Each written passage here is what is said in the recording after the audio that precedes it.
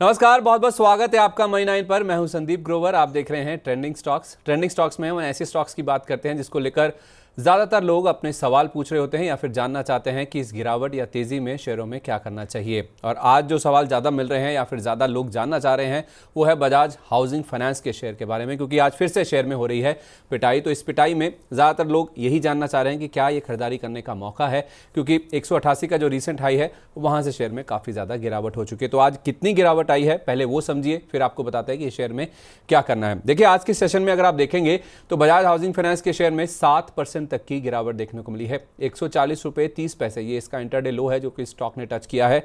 और 9 अक्टूबर की बात आप कीजिए तो इसने 160 रुपये के आसपास का रीसेंट हाई टच किया था और वहां से शेयर करीब 12% के आसपास गिर चुका है। आपको बता दें 8 अक्टूबर को ही 10% का ऊपरी सर्किट लगा था और उससे ठीक एक दिन पहले आप देखें तो 10% का निचला सर्किट भी स्टॉक में लगता हुआ दिखा था।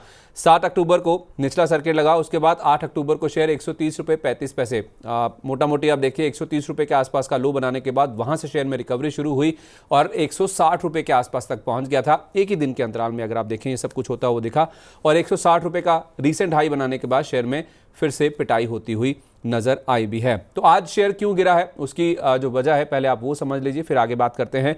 देखिए, इनके जो शेयर होल्डर्स हैं उनका जो आईपीओ के दौरान शेयर जारी हुए थे उसका जो 1 महीने का लॉक इन पीरियड है वो खत्म होता हुआ दिखा है।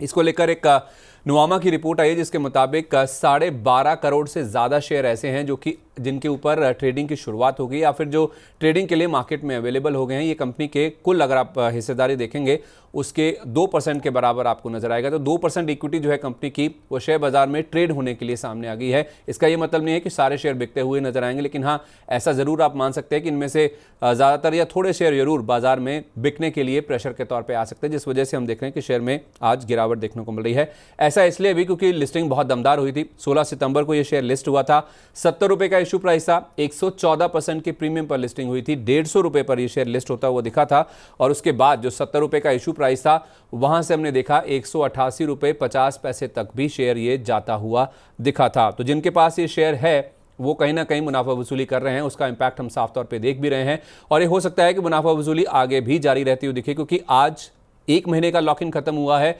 12 दिसंबर वो दिन होगा जब 3 महीने का जो लॉक इन पीरियड है वो भी खत्म होता हुआ दिखेगा और इतनी इक्विटी जितनी आज 2% के आसपास इक्विटी उस दिन भी खुलती हुई दिखेगी, यानी कि 12.5 करोड़ से ज्यादा शेयर 12 दिसंबर को भी शेयर बाजार में बिकने के लिए आएंगे या फिर ट्रेड होने के लिए खुलते हुए नजर आएंगे। तो उसका भी इंपैक्ट कहीं ना कहीं शेयर प्राइस में आज देखने को मिल रहा है। अब आपको यह भी बताते हैं कि 7 अक्टूबर को जो सर्किट लगा था, नीचे का सर्किट लगा था 10% का, जिसके बाद शेयर में एक बॉटम बना था, रिकवरी आई थी। पहले वो भी समझ लीजिए कि 10% का सर्किट क्यों लगता हुआ दिखा था। देखिए, एचएसबीसी एक रिपोर्ट आई थी जिसमें उन्होंने रिड्यूस रेटिंग के साथ इस शेयर पर कवरेज शुरू की थी और 110 रुपए का यानी कि मौजूदा भाव से काफी नीचे के लेवल्स पर उन्होंने जो टारगेट है वो इनिशिएट किया था। उनका ये मानना था कि ये बजाज फाइनेंस जो कि एक लिस्टेड कंपनी है बजाज ग्रुप की, उसकी सब्सिडरी कंपनी है और हाई क्वालिटी फ्रेंचाइजी है। नो डाउट बिजनेस मॉडल बहुत स्ट्रांग है, बहुत स्ट्रांग फ्रेंचाइजी है इसकी।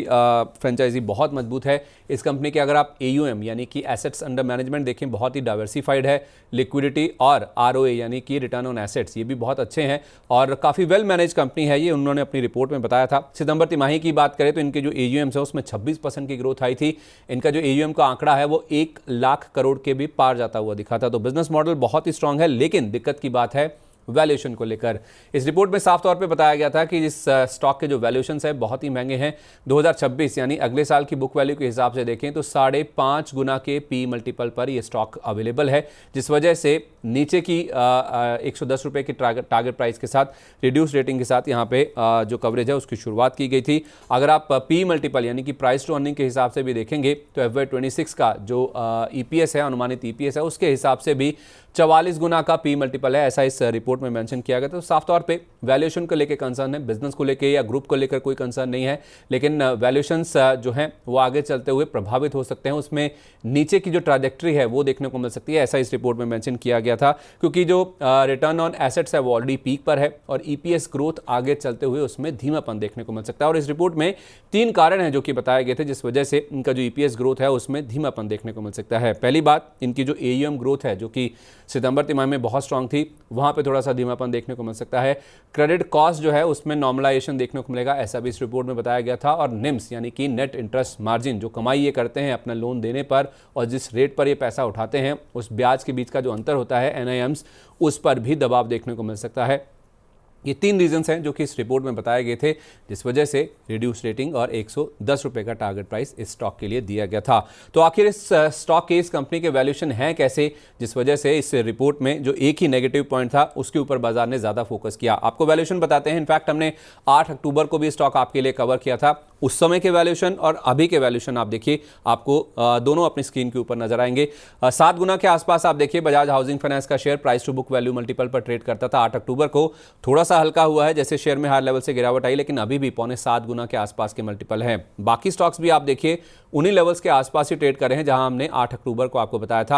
आवास फाइनेंस 3.5 गुना, होम फर्स्ट फाइनेंस 5 गुना से ज्यादा, आधार हाउसिंग और कैनफिन होम्स 2.5 से पौने 3 गुना के आसपास, और 2 सरकारी कंपनियां जो है PNB हाउसिंग और LIC हाउसिंग, ये सबसे सस्ती हैं। PNB हाउसिंग आप देखेंगे 2.25 गुना के मल्टीपल से नीचे है और LIC हाउसिंग तो 1 गुना के आसपास के मल्टीपल पर ट्रेड करा है, जैसा हमने आपको 8 अक्टूबर को भी बताया था।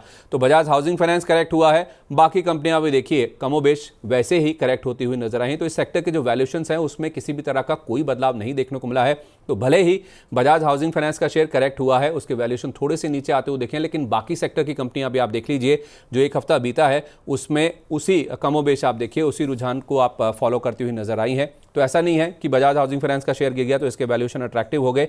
हाँ, बाकी कंपनियां भी उसी तरह से ही गिरी हैं और उनके वैल्यूएशन अभी भी बजाज हाउसिंग फाइनेंस के मुकाबले काफी अट्रैक्टिव, आपको काफी सस्ते नजर आएंगे। तो क्या इस गिरावट में खरीद लें? यही सवाल है जो हर किसी के मन में है, जो जानना चाहता है हर कोई कि बजाज हाउसिंग फाइनेंस हमने 188.50 का देखा था, 150 रुपए पे लिस्ट हुआ था, 150 के नीचे आ गया, आज तो 140 का लेवल भी आ गया। क्या 140 तक टूटने के बाद बजाज हाउसिंग फाइनेंस में खरीदारी करनी चाहिए? तो हमने संतोष मीना जी से बातचीत करी, जो कि स्वस्तिका इन्वेस्टमार्ट के हेड ऑफ रिसर्च हैं। उनका ये कहना है कि मौजूदा निवेशक शेयर को होल्ड कर सकते हैं। 8 अक्टूबर को इस शेयर ने 130 रुपए के आसपास का लो बताया था। जैसा मैंने आपको पहले भी बताया कि 130 रुपए के आसपास के जो लोज हैं, उसी लेवल को आप स्टॉप लॉस लगाकर इस स्टॉक में बने रह सकते हैं। छोटी अवधि में ये शेयर 180 रुपए तक जा सकता है। तो लॉन्ग टर्म का जो आउटलुक है वो तो बुलिश है, लेकिन छोटी अवधि में कोई बहुत बड़ी अपसाइड की जो गुंजाइश है वो फिलहाल नजर नहीं आती है। इसलिए कोई फ्रेश खरीदारी करने के लिए बहुत बड़ा प्रोत्साहन तो यहाँ पे नहीं नजर आ रहा है कि शेयर 140 रुपए के आसपास आ गए 188.50 का हाई लगाने के बाद। हाँ, जिनके पास है वो जरूर जो 8 अक्टूबर का लो बना था, जैसे हमने आपको बताया 130 रुपए का, उसको स्टॉप लॉस लगाकर आप स्टॉक में जरूर बने रह सकते हैं, इस उम्मीद में कि छोटी अवधि में ये शेयर 180 रुपए तक जा सकता है। लेकिन 130 के नीचे चले जाएं तो यहां से निकल जाने की जो राय है वो यहां पे एक्सपर्ट्स देते हुए नजर आ रहे हैं। तो बजाज हाउसिंग फाइनेंस हर उछाल पर हम देख रहे हैं, हर हाई लेवल्स पे यहाँ पे बिकवाली जो मुनाफा वसूली है वो स्टॉक पर हावी होती हुई नजर आ रही है। लेकिन इसका मतलब ये नहीं है कि शेयर बहुत बड़ी तेजी के लिए तैयार हो चुका है या फिर खरीदारी का मौका बन गया है। तो इस शेयर में केवल छोटी अवधि के लिए अगर आप चाहें तो पैसा लगा सकते हैं। लंबी अवधि के लिए अभी फिलहाल नई खरीदारी करने के लिए एक्सपर्ट्स राय नहीं देते हुए नजर आ रहे हैं। तो ये तो बात हुई बजाज हाउसिंग फाइनेंस की, जो कि ट्रेंड कर रहा है, इसको लेकर ज्यादातर लोग जानना चाहते हैं। उम्मीद करते हैं जो आपके सवालों के जवाब हैं इस वीडियो के जरिए आपको मिल गए होंगे। ऐसे ट्रेंडिंग स्टॉक्स पर मनी 9 का फोकस लगातार जारी है। इन वीडियोस को देखने के लिए आप मनी 9 के साथ बने रहिए। नमस्कार।